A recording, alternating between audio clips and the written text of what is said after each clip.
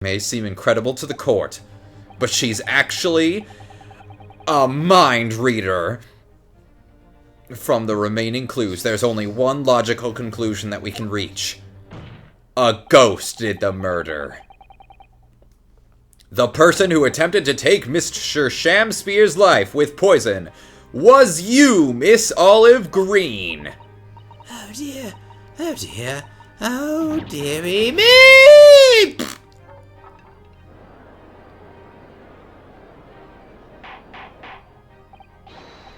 Order! Order! Counsel, are you seriously suggesting this woman put poison at the end of a gas pipe with the intent to kill? Yep. No other way to explain it. Mwah. But if Miss Green did indeed set an... Oh, yes. Set the trap 6 days ago. And the victim had put his mouth through the pipe that very evening as expected. The attempted murder would have happened 6 days ago, surely. Well, that's a very good point. Perhaps not, my lord. I beg your pardon? There was a significant police presence in the area that evening on account of the incident on Briar Road.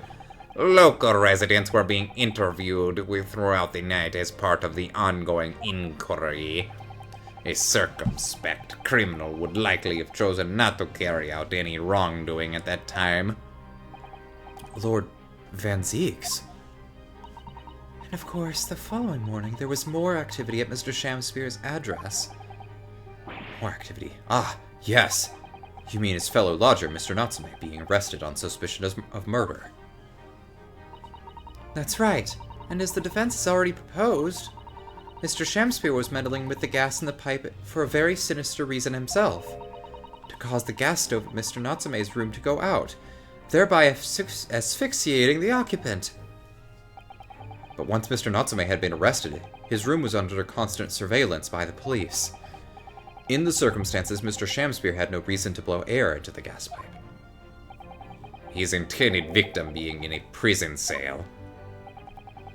With the needs to tamper with the gas removed, the poison on the pipe lay dormant like a bear hibernating for the winter. And then, also like a bear hibernating for the winter, 3 days ago the situation changed again. What do you mean by that, Susanoo? The bear? What the... Anyway, Mr. Natsume's trial, which took place here at the Old Bailey, came to an end. Trial which the man stood accused of stabbing Miss Green in the back, but was duly acquitted. That resulted in Mr. Natsume returning to his lodgings for the first time in 2 days. And that very night, his gas stove mysteriously went out, and Mr. Shamspeare was mysteriously poisoned. What a mystery indeed! In conclusion, the poison that was present on the mouth of the gas pipe had been suckled from the teat of Miss Olive Green. What? Mary! Okay, I have little...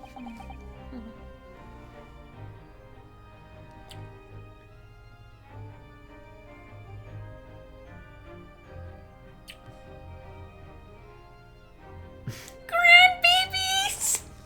Grandbabies!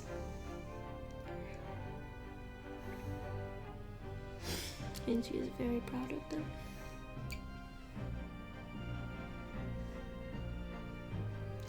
With that new understanding, it becomes clear that this letter was all part of the plan. What plan? The court will recall that the note gave instructions to visit the Slug and Salad at 5 o'clock, and that the recipient should tell nobody else. The reason for those instructions are now clear.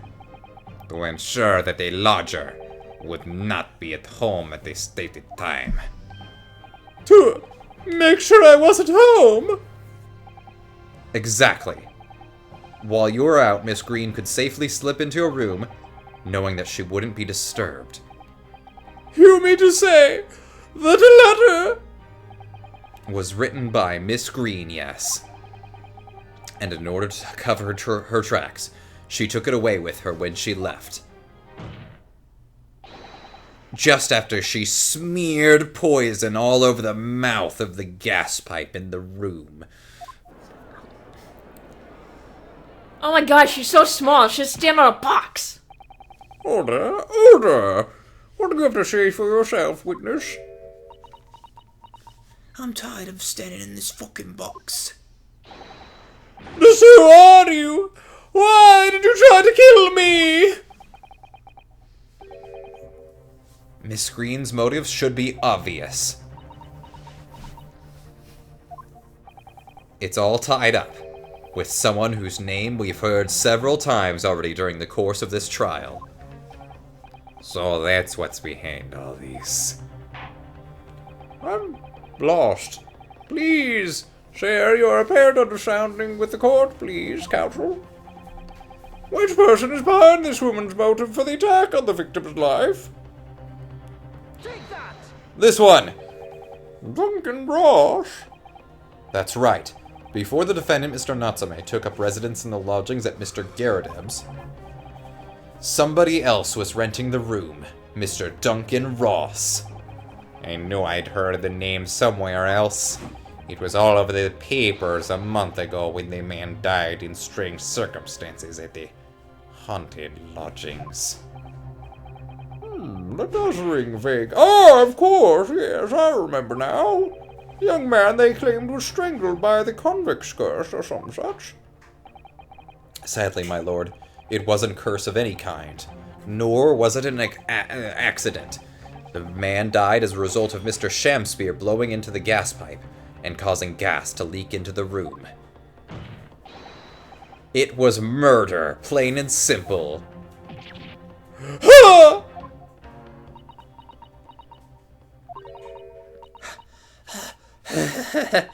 Well, what do you know? The world is so unfair. Curses, curious deaths, that's all people care about. If it's an interesting story, they want to know. It doesn't cross their mind that real people are involved. And once they're bored, just 1 month later, once the story's lost its appeal, everyone's forgotten about him. You mean Duncan was... Mr. Ross was Miss Green's fiancé. Fiancé? I love her music. You may not have known... Beyonce, not Beyonce. Oh, You may not have known until now who Miss Green really is, Mr. Shamspear. But she's known exactly who you are all along. Because you're her sworn enemy. The murderer who took the life of the man she was to marry. Mary! Yes, as you've said multiple times. Miss Green, is it not the case that apparently we're running the microwave right now in the middle of recording? Yeah, because I'm hungry. Judge, turn that shit off. Oh, I'm hungry. I wanted a Hot Pocket. It's now really the I time. needed popcorn. I didn't eat anything during the recess, my counsel. Bro, it's getting good. I need some popcorn. I need some Hot Pockets. In order to exact revenge on Mr. You smeared poison over the end of the gas pipe? I'll shove some peanut butter up your willy. What?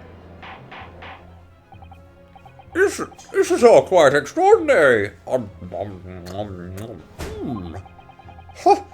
my tongue. Am I correct in my understanding that you now accuse both parties, counsel? Each on different counts of murder?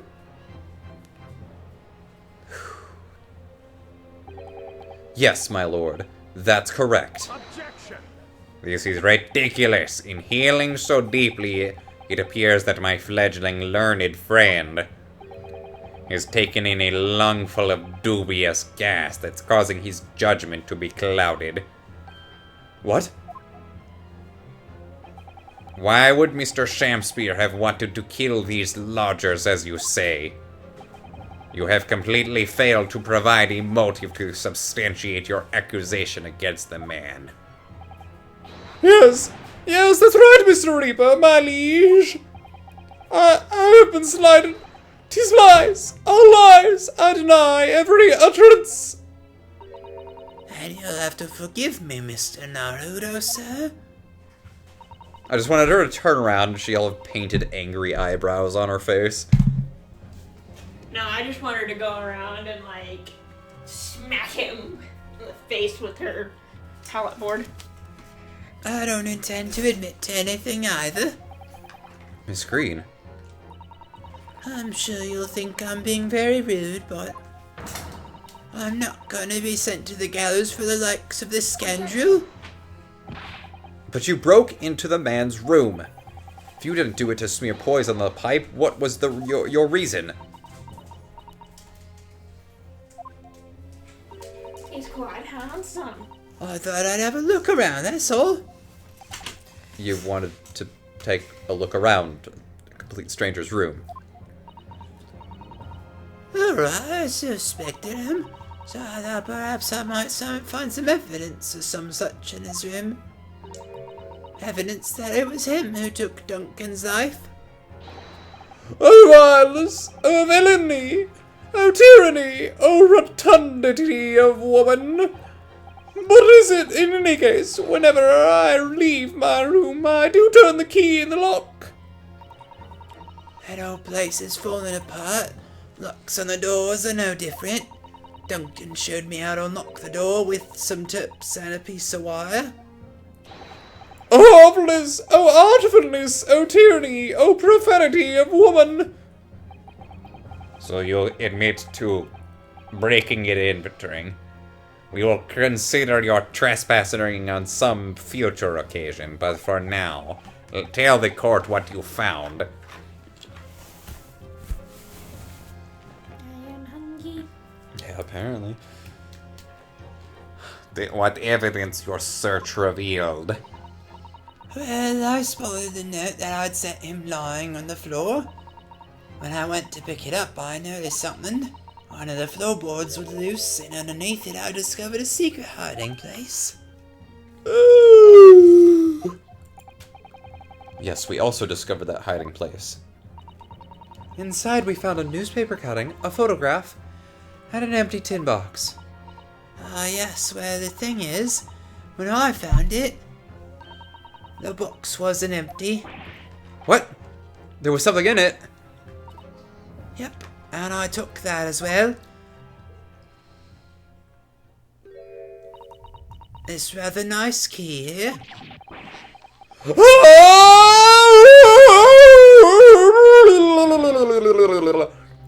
What are you doing with that? What the? Every ounce of color has drained from his face. Give it here! Give it to me now! No, now he's changed back to his real voice. Oh, yes, you're right. It's mine! I inherited it! What was that, witness? What did you say? You inherited it? No, What's all this about? He inherited that key. It was obviously important to you since you'd gone to such lengths to hide it, so I took it. I don't know what it's for, but you took something precious from me, so I took something precious from you. So what if it means you can't open something now? I don't care. You took my husband from me. Give it back to me! This instant! Give it to me! Calm yourself, witness. So Mr. Shamspeare has tried, and in one case succeeded, to take the life of 2 lodgers now. Yes, his motive for doing so is the key to everything that's happened. The key, literally. It's true there appears to be no motive to support the accusation against Mr. Shamspeare. At first. But considering everything we know now, I think there is something that could explain it. What? Slap! I need to recall every piece of evidence at our disposal. Everything we've seen and heard. because I'm sure that I just caught a glimpse of the link that runs through all of these events. Hiya! That was Link. In that case, Counsel... Sorry, I was drinking. In that case, Counsel, I must demand that you present evidence to the court in support of your claim. What is it you say can explain the motivation for Mr. Shamspeare's alleged crimes? What could it be? What? I think it's the... Slap. You just threw a huge-ass case file in my face. The official police report, is it not? The Selden file? How did you get hold of that? Selden! The now sadly deceased Mr. Ross and the defendant Mr. Natsume have only one thing linking them. The fact that they had lodgings in the same room. Yes? A room that was formerly occupied by Mr. Selden. Until, that is, he was arrested by Scotland Yard for his involvement in multiple burglaries. I see. And it so happens that the convict Selden left behind one very substantial mystery when he died. The sum £1,000 worth of loot that he stole, which as yet remains to be found. Ah, yes, of course. It's coming back to me now. It's written in his file here. £1,000 lost en route to hell. That was how the papers summoned it up. And it seems that one particular fellow inmate was with the convict in his final moments. It's not hard to imagine Selden entrusting that inmate with his most closely guarded secret, the location of the stolen loot, and perhaps a key to unlock whatever container the valuables were in. You mean this key is? Mr. Shamspeare, it was you, wasn't it? You were at the capital offender's side when he died, were you not? What are you talking about? 'Tis a false charge, I tell you. A false charge. The name of the inmate who was with Selden at his death isn't noted in this file, but a simple telegram to the prison where he died would quickly tell us how false the charge really is. But even if it's true, why would the man be so intent on killing every subsequent occupant of the convict's lodgings? I'm stupid. It was in that very room that Selden hid his loot. Did you say boot? Oh, loot. That makes way more sense. Yes, loot. With an L. Having established all that, all of Mr. Shamspeare's subsequent actions start to make perfect sense. When he was let out of prison following Selden's death, he made immediately for Mr. Daredev's lodgings in the hope of renting Selden's old room. However, the retired army man was unable to offer him the accommodation of his choice. Because Selden's old room had already been let to somebody else, Mr. Duncan Ross. Which is why... Excuse me. Which is why Mr. Shamspeare subsequently devised his gas-plated based plot to kill the occupant of the room. And when he was successful, he presumably intended to inquire about switching into the newly vacant room. However, a certain jittery someone had beaten him to it. Mr. Soseki Natsume, the defendant of this case, no less. So you decided to use the ploy with the gas again, didn't you, Mr. Shamspeare? This time to oust Mr. Natsume. All for one simple and voracious reason: to get your hands on the £1,000 of boot left behind by the dead convict. You,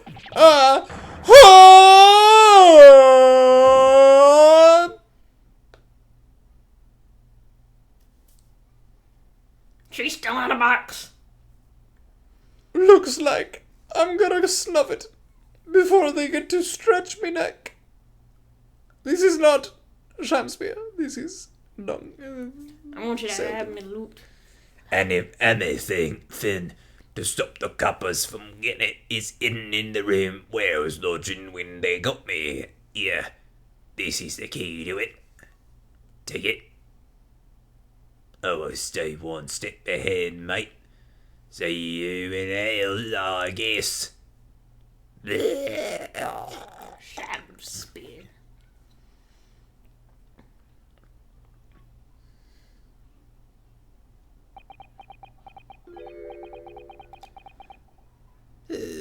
Mine. Oh, hold on.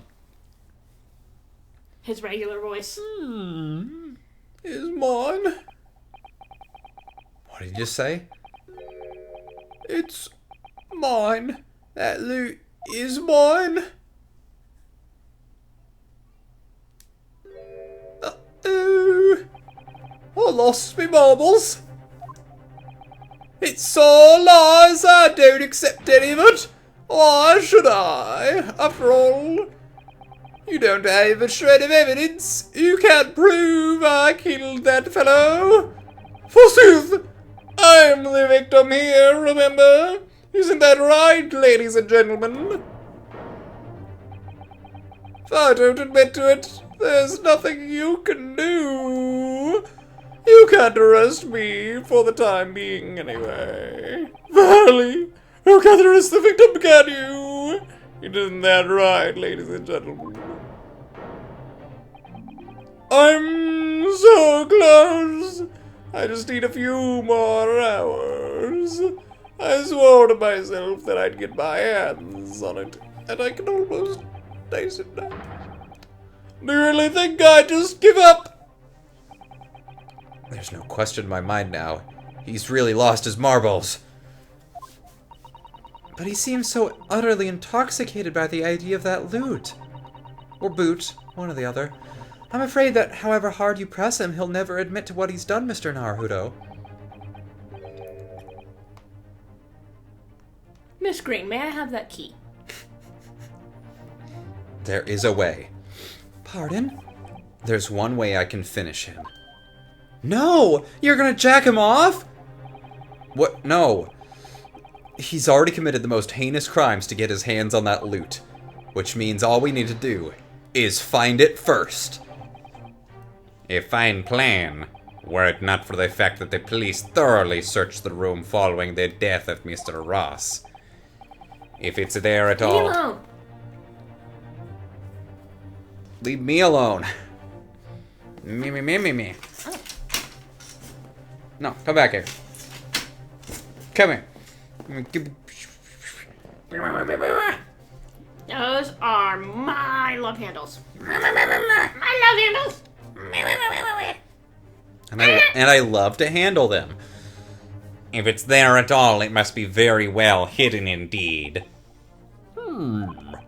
Without conclusive evidence, I certainly cannot rule. If only there was some way we could find the convict's loot quickly. This is the final piece in this complex puzzle, but I think we might have it in our possession already. It's gonna be in the fucking picture or something. No, not this picture. We didn't use this at all. Or this.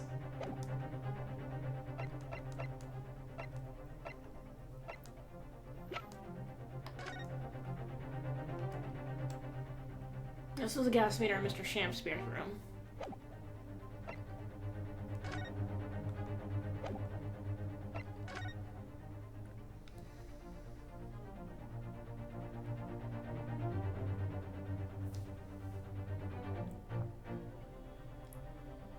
Wait, what's that in the corner? Which corner? The our right. Corner? Or just that whole side? The break in the wall? No, keep going down. Over.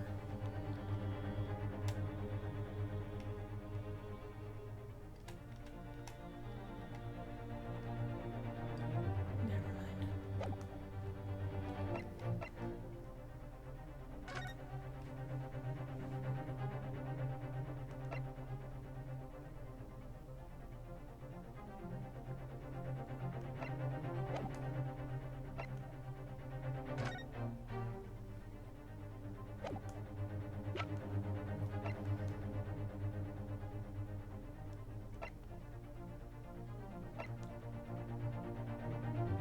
It might be the map. Because we've already kind of connected everything else.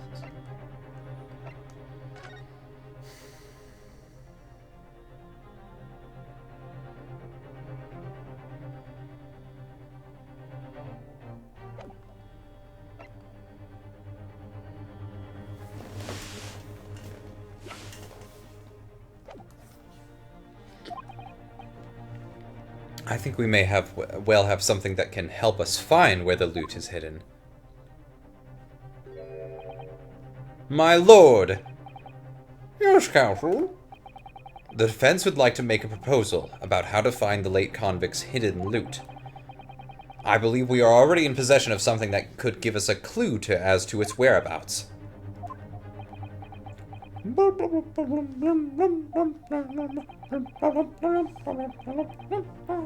It's our last chance, so it has to be worth a gamble.